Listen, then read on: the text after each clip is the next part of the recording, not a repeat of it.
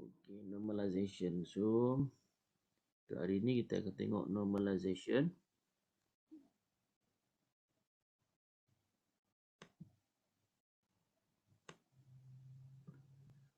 Okay. Okay, ni apa yang akan kita belajar. Apa tujuan normalization?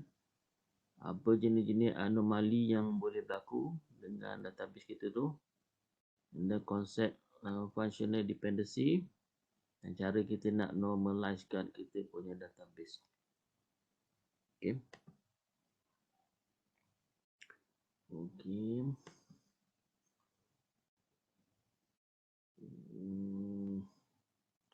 Okay, normalization ni actually satu proses lah untuk kita baiki data pada database, terutamanya dari segi relationship. Okay. Sebab dia mungkin akan berlaku anomali, dipanggil anomali pada database tu kalau kita tak buat normalization. Anomali ni maksudnya anomali tu abnormal lah, tidak normal, ataupun dia akan menyebabkan ada error lah, anomali tu. So kita kena buat normalization kalau database kita yang kita design tu ada isu-isu yang berkaitan dengan anomali tu. Jadi kita akan tengok apa yang dimaksudkan anomali. Ini sedikit sejarah dia. Normalization ni siapa yang buat? Ini daripada EF Code tu. Dan dia adalah bottom up approach. Maksudnya kena ada data lu baru kita buat design balik relationship kita. So mungkin kita ada satu entity, tapi bila kita masuk data, tengok-tengok dalam entity tu ada anomaly. Jadi kita kena normalizekan dalam satu entity tu. Kena pecah jadi dua entity ke. Itu based on data lah. Jadi kita kena tengok data dulu baru kita design balik. Kita kena implement dulu baru design balik. Sebab tu dia panggil bottom up. Okay, so tujuan normalization ni paling senang adalah untuk mengurangkan ataupun untuk membuang data yang duplicate. Data duplicate tu paling senang nak faham lah. So data duplicate kita nak kena buang daripada database kita. Tengok kat sini kan, ni contoh table supervision. Okay, ada student nombor, ni masing-masing primary key. Name okey, setiap satu ni memang tak akan berulang kan, Kasim tak akan mungkinlah berulang, tapi tak apalah, dia adalah represent student nombor tu. Tapi yang kita nampak berulang kat sini macam sini worker nombor ni. Okey, maksudnya Kasim ni nombor pekerja dia 4523. Okey, ni sorry. Student nombor yang ni dia disupervise oleh lecturer ni Jamilah ni. Jamilah ni nombor pekerja dia adalah 4523. Jadi tengok dia berulang dari segi apa kat sini? Dia berulang dari segi worker nombor, lepas tu lecturer ni room nombor. Dia berulang ni. Okey. Maksudnya worker nombor ni memang perlu ada lah sebab dia bergantung kepada ni. Maksudnya kita nak tahu student yang ni, Kasim ni, siapa yang supervise dia based on worker number. Tapi yang berulang kat sini nama. Ni worker nombor, ni pun ada lagi nama. Worker nombor, ada lagi nama. Dia benda sama je. Kan? And then room. So ni ada dipanggil pengulangan data ni. Kat sini lah pengulangan ni. Dia berulang di sini. Patutnya sini pun dah cukup dah. 4523 je. So ini dah Jamilah. Ini sekali lagi Jamilah. Ini sekali lagi Jamilah. Ini di represent benda sama ni. Ini dipanggil berulang lah. So kita nak buang yang benda-benda berulang macam ni. So Sanusi ni pun dia berulang. So apa isu dia bila berulang macam ni? Okay, pertama dia ambil space lah. Kan? Sebab sepatutnya yang ni kita boleh asing je. 4523 kita buat satu entiti baru, tulis Jamilah. Jadi tak perlu dah tulis nama lecturer, room number ni dekat sini. Dia tulis sekali je dekat satu table baru. Worker nombor 4523 adalah Jamilah Salim, room nombor 1101. Kita buat satu table baru untuk yang ni saja. Jadi kat sini yang ni tak perlu dah.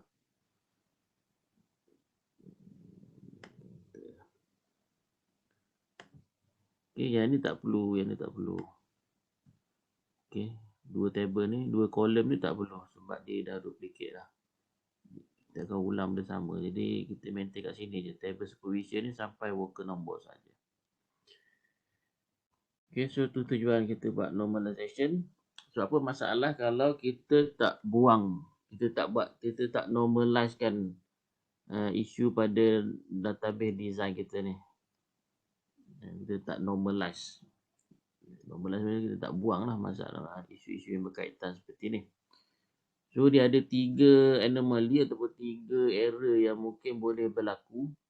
Okay, contohnya saya masuk satu lagi masuk ke sini.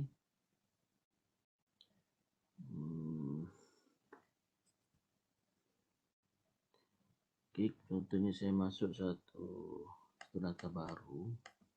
Ini dari segi insertion lah. Salah sebut pula. Ni, insert. Dari segi kita nak insert lah, saya explain terus lah. Saya nak baca ni, saya nak faham. Insertion lah. Right, so kita nak insert data baru. Dia kata masalahnya anomaly tu akan berlaku pada insert data baru. So, katakan saya masuk A 1, 2, 3, nama Abu ni okey lah. Program dia IT. Yang supervise dia adalah saya katakan 4523, iaitu Jamilah juga yang supervise. Tapi kat sini lecturer name saya kena tulis balik kat sini. Saya kena tulis Jamilah. Mungkin saya tersilap tulis binti Salim. Jadi dah ada error dah ni. Macam mana kat sini 4523 Jamilah binti Salim. Dekat sini 4523 Jamilah Salim je. Ataupun satu lagi room number. Saya buat ni, saya tersilap saya buat 102. Bila kita insert lah, bila kita buat command insert tu, kita tersilap ambil room number dia. Sepatutnya room number dia 101. Jadi dia ada isu lah kat sini. Isu apabila kita nak insert data tu. Kan, kalau tengok sini data 4523 tapi kita tersilap ini Jamilah binti Salim, yang ni Jamilah Salim je. So mana satu yang betul ni? Worker nombor sama, lecturer name tak sama, and room name pun tak sama. So mana satu yang betul? Itu antara anomaly yang boleh berlaku ataupun error yang boleh berlaku apabila kita tak normalizekan benda ni. Maksudnya kita tak buang lah benda ni. Dia dari segi insert. Itu dari segi modify, kita nak modify. Okay. So katakan saya modify terus edit lah. Abu ni letak Abu bin Ali. Tadi waktu kita nak insert, ni waktu nak edit. Okay. Okay, Abu bin Ali, and then ini katakan betul sama. Tapi kita dapat tahu bila kita nak update ni, Jamilah Salim ni sudah tukar bilik kepada 103. Kita hanya edit yang dekat sini saja, row kat sini je. Adakah kita edit yang atas ni? Patutnya yang ni kena edit lah. Ni isu dari segi modification. Jadi kita edit satu ni, kita edit yang, jadi dia tak dia akan ada isu. Misalnya ni nak tahu nombor bilik dia 101 ke 103. Okay, bila kita update, sebab kita update waktu Abu ni, kita tahu Jamilah ni 103, kita tukar kat sini. Tapi data yang ada tak tukar. Jadi ada isu lah. Itu dari segi kita bila kita update ataupun modify. Ni saya explain yang ni ya. Insertion dengan modification. Modification tu update lah. And then deletion. So katakan yang ni nak modify. Saya nak delete data yang last ni. Data ni kata student ni dah berhenti. So kita nak delete dia. So, saya delete yang ni. Okay. So kita delete yang tu. So apa efek dia bila kita delete? Kita bukan setakat delete student, tapi kita juga delete nama lecturer. So mungkin lecturer ni, so kalau kita nak tahu nama lecturer, tak adalah kat sini sebab dah delete lah data dia ni. Yang lain nasib baik ada lagi sebab kita tak delete. Contohnya kalau kita delete satu yang ni, delete yang Salmah ni okey lagi, ada lagi Sanusi ni kan. Tapi kalau kita delete yang ada Sora je ni, Sulaiman ni ada Sora je, Abdullah Jamal ni. Okay, kita delete yang ni, jadi lecturer name ni dah hilang lah untuk Abdullah Jamal. Jadi kalau kita nak cari senarai pensyarah, akan ada 2 je lah. Tapi sebenarnya ada 3, tapi sebab kita delete pelajar ni, terus kita delete Abdullah Jamal ni sekali. Jadi itu isu-isu yang berkait dengan dipanggil bad design lah of database ni yang perlu kita normalizekan. Sebab kalau tak normalize, dia akan berlaku 3 benda tadi. Segi nak insert, nak insert, nak update, kita tak update semua kolom. Dan bila kita delete ni, dia akan berlaku hilang lah data tu, data pensyarah yang hilang, bukan data student saja yang hilang, data pensyarah pun hilang. Okay, jadi kita kena normalize. So ada 3 stage ataupun 3 peringkat untuk kita normalize. Sebelum tu dia ada term yang kita panggil functional dependency. Functional dependency ni maksudnya kebergantungan antara atribut tu. Satu atribut tu dia bergantung dengan satu sama lain.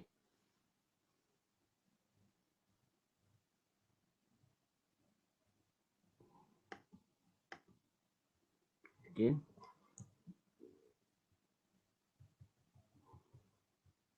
Kita tengok data kat sini .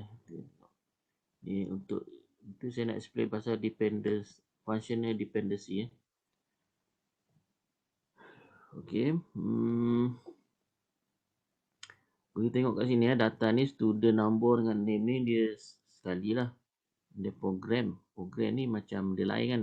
Student number dengan name ni dia refer kepada primary key ni.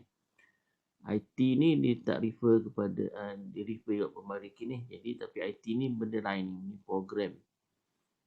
Dia macam ni . Kalau program ni hanya boleh isi satu value je, maka kita kata program ni dependent kepada student number. Okay. Yang ada relationship so mana yang ada relationship student number dengan program ni attribute bagi student number lah. Student number, program ada relationship, and then supervision ni pun ada relationship .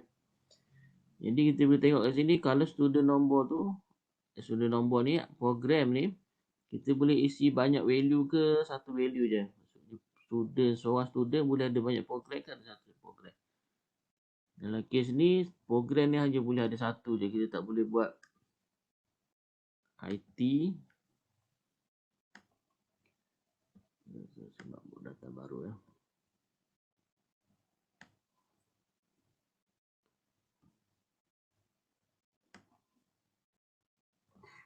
Okay. Dekat ABC 111 Abu. So dekat program ni kita boleh insert berapa value. Kalau boleh insert banyak value dari segi konsep lah, maka dikata tidak full dependent, tidak dependent kepada student number. Contohnya kita kata kat sini dia boleh jadi IT dan dia boleh jadi biologi program dia. Kalau macam ni, ini kita kata dia tidak full dependent.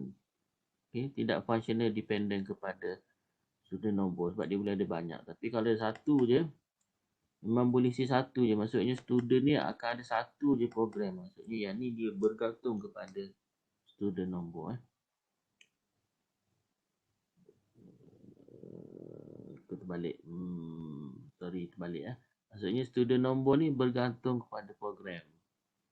Okay. Sebab dia ada satu je program. Dia tak boleh ada banyak. Student number functional dependent to program. Okay. Sama juga dengan worker number ni.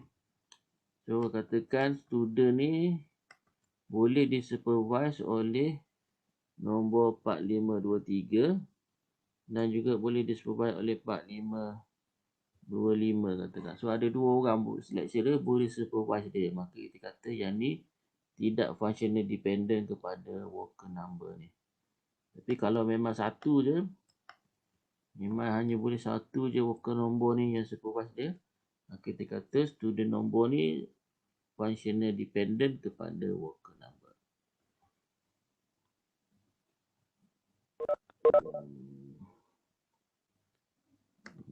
Functional dependency ni yang saya explain tadi ya.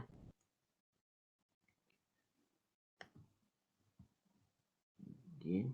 Saya kata student ni ada satu je program IT, maka kita kata student ni functional dependent kepada program. Kos satu khusus boleh isi satu nombor saja student ke atau boleh isi banyak kos? Dia ada banyak, contohnya khusus IT kita boleh buat student nombor A52345, A5 A54890, A511. So banyak data boleh isi kat sini untuk satu IT. Maka ini kita kata dia tidak functionally dependent. Course code tidak depend kepada student nombor tu. Tapi kalau ada satu je course code ni hanya ada seorang je boleh ambil, maka itu kita panggil course code ni functional dependent kepada yang ni, ataupun fully dependent kepada student nombor. Itu konsep functional dependency. Okay, macam mana ni cara nak baca ya. Course code is not functionally dependent on student number. Ini jika dia macam ni lah dia.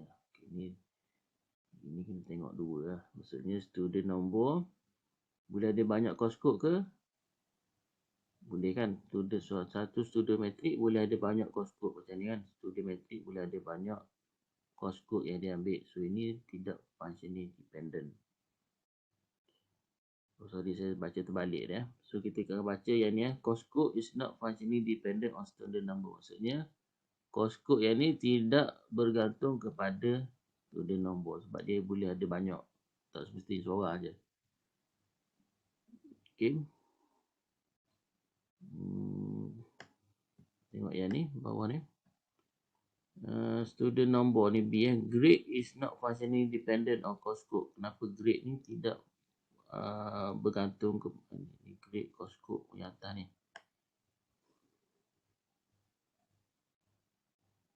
Okay ni. So grade dengan course code. So dia tunjuk contoh data dia. Course code TM3020 ni ada grade A, ada grade B. Jadi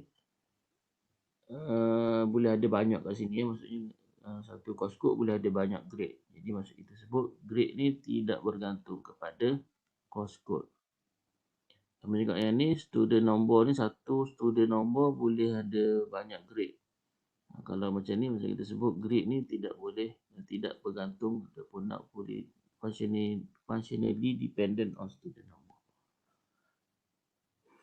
Okay.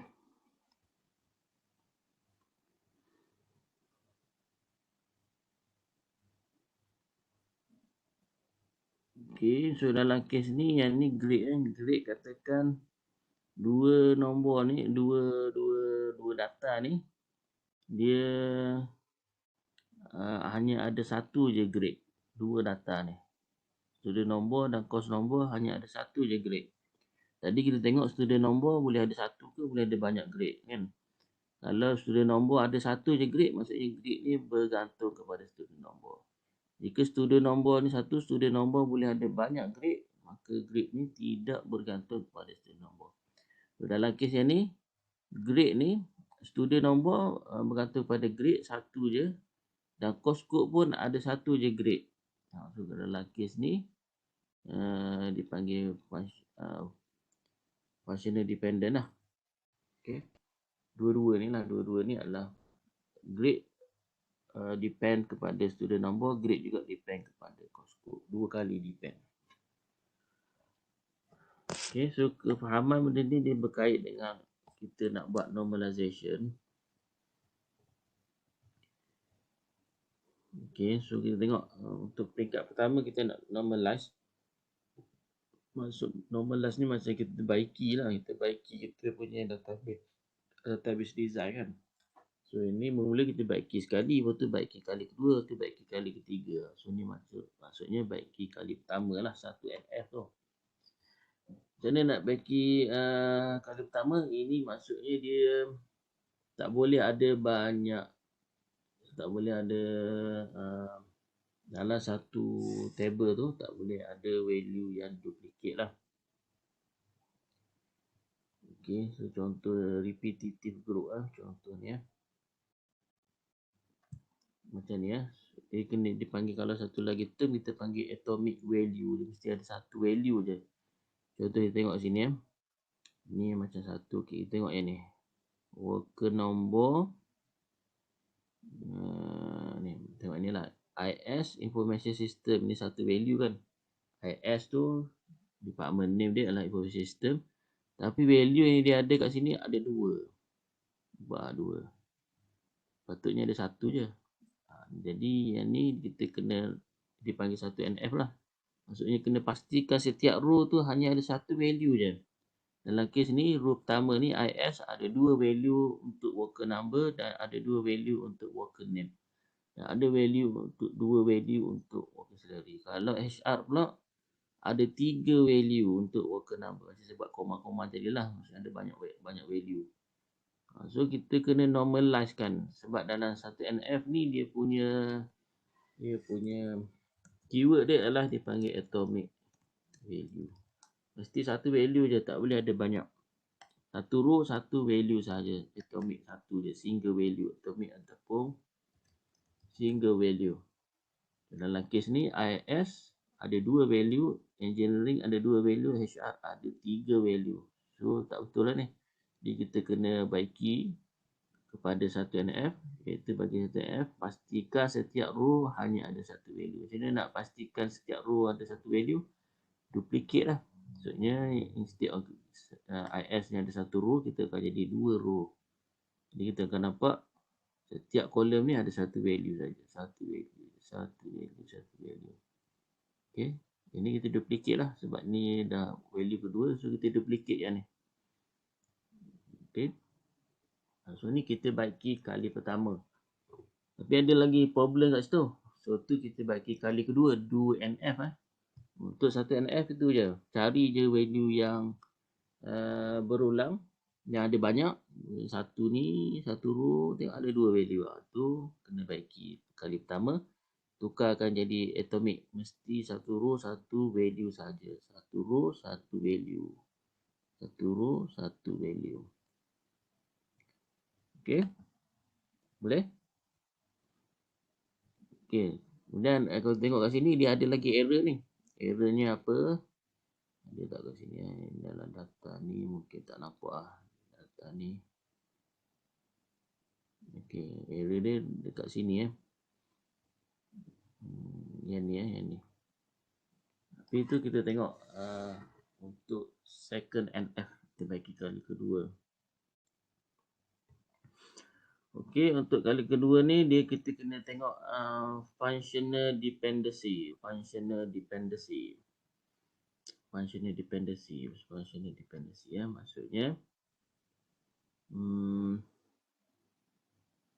kita tengok yang mana dia bergantung kepada mana. So department, worker, non-worker.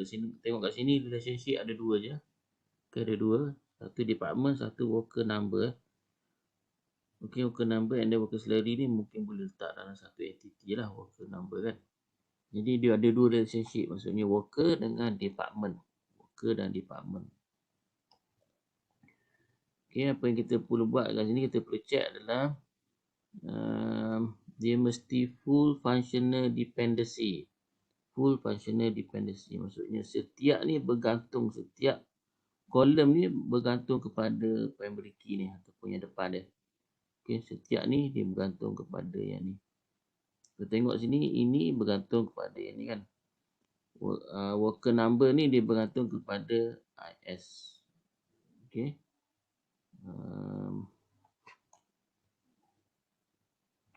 Worker number is functional dependency to worker number, worker name, address, department. Depend kepada worker number, worker name depend kepada department. Kita baca ayat ni susah sikit nak faham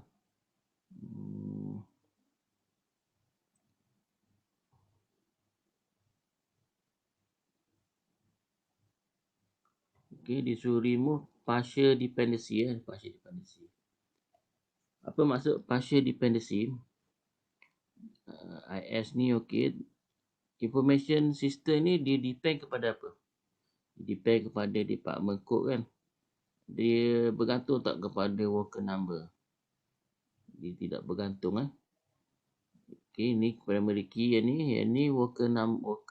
Worker name ni dia bergantung kepada worker number. Adakah worker ni bergantung kepada department ni juga?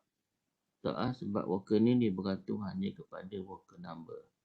Sama juga worker salary ni dia bergantung kepada worker number. Worker salary ni tak bergantung ataupun tak ada kaitan dengan IS. Worker name tidak ada kaitan dengan IS. Yang ada kaitan dengan IS adalah worker number. Tapi worker name ni dia ada kaitan dengan sini. So worker name tidak ada kaitan dengan department ni. So ni dipanggil partial lah. Dia tak sepenuhnya berkait. Yang sepenuhnya berkait adalah department code dengan worker number ni yang memang berkait sepenuhnya. Tidak ada worker number, tak boleh ada department code. Macam tu. Yang ni dia partial dependent. Dia, information system hanya depend kepada department code saja.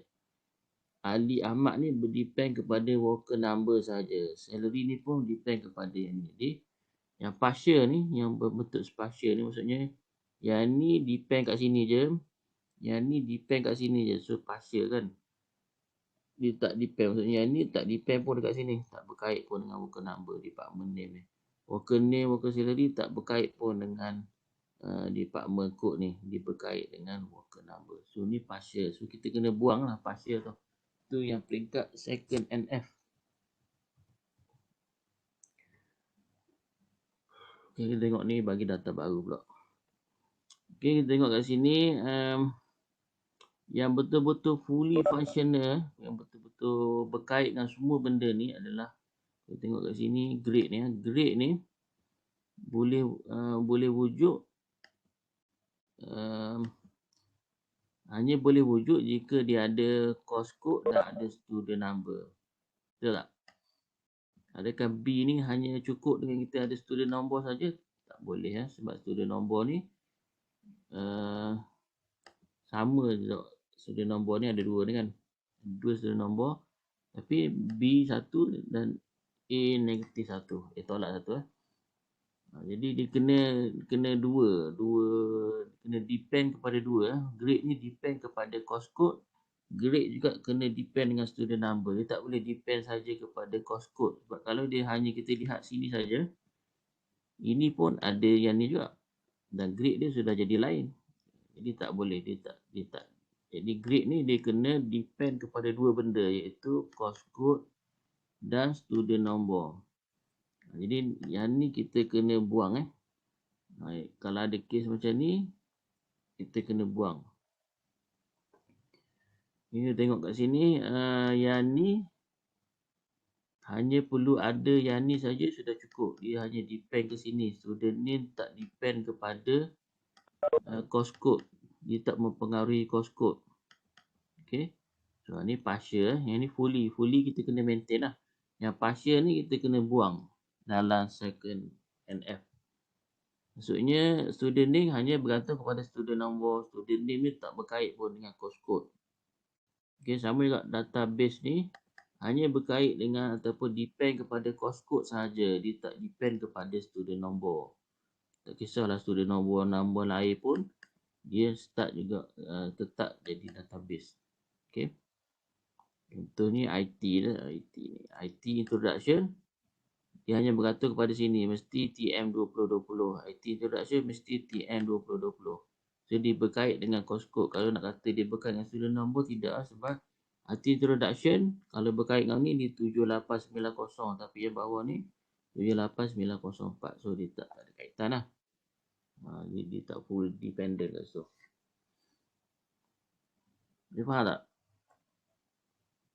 So kita kena buang yang partial dependent tu kita kena buang. Yang kita kena maintain adalah fully dependent. Fully dependent, partial dependent. Partial dependent maksudnya yang ni dia hanya depend kepada yang ni saja. Dia tak depend kepada course code, tak depend kepada grade student name ni. Ni partial. Dan juga database dia tak depend kepada student number, tak ada kaitan. Dan dia tak kaitan dengan grade. Grade ni boleh kat sini je. Okay, tapi grade ni dia depend kepada semua. Dia kena ada course code dan kena ada student name. Kalau Ada course code saja tak mencukupi. B plus ni untuk siapa? Ataupun ada student nombor saja tak mencukupi juga. B plus ni untuk subjek apa? Jadi dia bergantung pada semua. Jadi yang ni kita kena maintain. Yang perlu kita buang adalah partial dependent saja yang kat sini. Okay, so macam mana nak buang dia? Contoh dia. Dia akan jadi, maksudnya kita pecah lah. Ini asingkan, yang ni kita asingkan dan kita maintain lah. Okay, so kita asingkan lah. So tinggal student nombor, course code, grade. Student nombor dan student name tu dah asingkan. Course code dan course name kita asingkan. Sebab ini dia bergantung kat sini je. Ini bergantung dengan student nombor saja. Student name tak ada kaitan dengan course code. So asing lah ini. Asing ini tinggal yang ini. Yang fully dependent saja. Itu baiki kali kedua lah. Okay. Itu baiki kali kedua. Cara nak baiki kali kedua. Jika ada partial dependent lah. Partial dependent. Jika dalam ni ada partial dependent. Maksudnya dia tak berkait dengan semua benda ni. Student ni hanya berkait dengan ni je. So yang ni kita boleh buang. Ataupun katakan ini tak ada lah. Yang tengah-tengah ni tidak ada. Contohnya course code ni tak ada.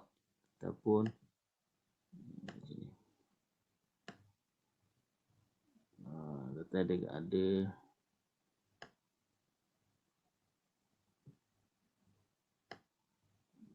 Okay. Okay, katakan macam ni. Katakan grade ni dia bergantung kepada course code. Yang ni memang bergantung kepada course code. Course name ni tak mempengaruhi grade ni. Okay, sebab dia dah bergantung kepada course code. Jadi course name ni kita anggap dia sebagai partial. Okay, partial. Jadi yang ni kita akan buang course code ni. Kita akan letak course code, course name. And then yang ni course code dan name. Jadi kita akan buang yang tengah ni. Column yang tengah. Okay. Tu second. Baiki kali kedua. Second NF. And then last kali adalah 3 NF lah. 3 NF ni. Dia ada case macam tadi. Kita tengok yang ni. Grade ni. Dia berkait. Mesti ada 3-3 ni. Mesti ada 2 ni. Student nombor dah. Course code. Mesti ada 2-2 ni. Dalam satu row. Jadi dipanggil fully dependent lah. Okay. Untuk third NF. Kita dapat tengok. Katakan grade ni hanya berkait dengan course code ke sahaja. Dia tidak berkait pun dengan student name. Itu kita kena buat baiki kali ketiga lah. 3 NF. Contoh Okay, kita tengok kat sini. Project name ni bergantung dengan project number. Project name ni tak berkait pun dengan worker number. Worker number ni berkait dengan P1 saja. Okay, project name ni kita boleh buang lah sebab ni partial. So ini kita panggil sebagai 2NF lah. So kita baiki yang partial dulu. Cuma kita tengok kat sini. Worker number kita tengok yang ni hujung ni. Okay.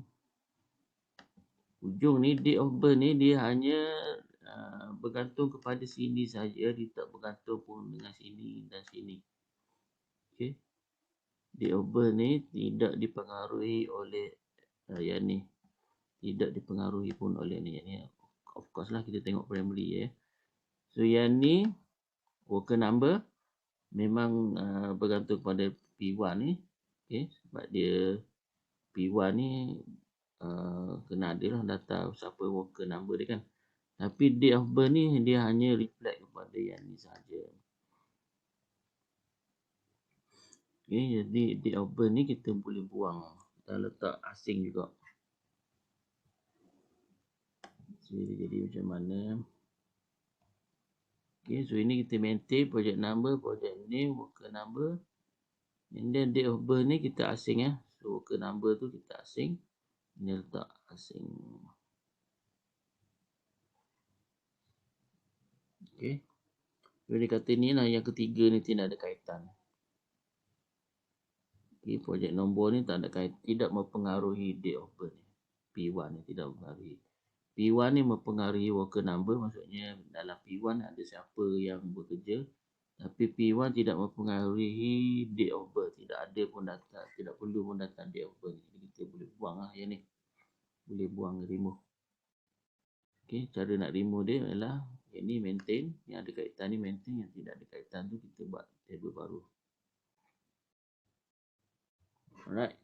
So itu sajalah. Okay, so dia mesti ikut urutan lah. Maksudnya kena buat 1 NF dulu, lepas tu buat 2 NF, lepas tu baru buat 3 NF kalau masih ada lagi data yang macam ni.